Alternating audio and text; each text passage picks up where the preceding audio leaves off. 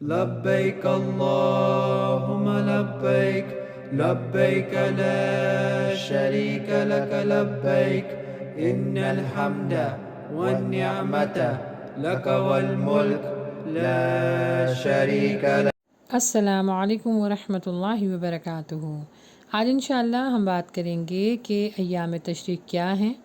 ایام تشریق کسے کہتے ہیں اور کتنے دن ہوتے ہیں ایام تشریق کے، اور ایام تشریق میں کون کون سی تسبیحات پڑھی جاتی ہیں اور اس کو ایام تشریق کیوں کہتے ہیں۔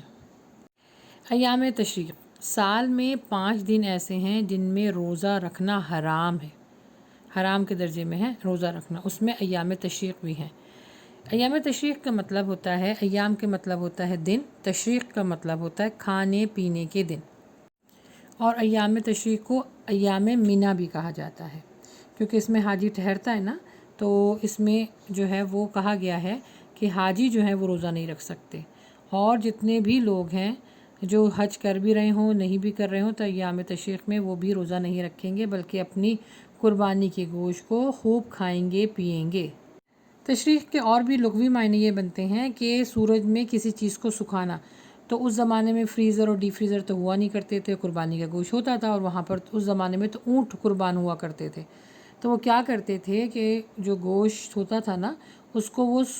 جو سکھانے کے لیے دھوپ میں رکھ دیا کرتے تھے۔ جب وہ دھوپ میں رکھ دیا جاتا تھا تو گوشت کے اندر جتنے بیکٹیریاز وغیرہ ہوتے تھے وہ سب کل ہو جاتے یعنی مر جاتے تھے،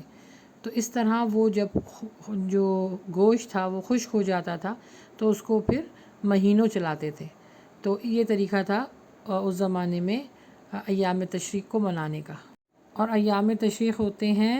4 دن، جیسے میں نے آپ کو بتایا نا کہ سال میں 5 دن جو ہوتے ہیں ان میں روزہ رکھنا حرام ہوتا ہے، تو 4 دن یہ ہیں 10 ذی الحجہ، 11 ذی الحجہ، 12 ذی الحجہ اور 13 ذی الحجہ، اور ایک ہے عید الفطر کا دن۔ عید الفطر ایک ہی دن کی ہوتی ہے اور اس میں روزہ رکھنا حرام ہوتا ہے،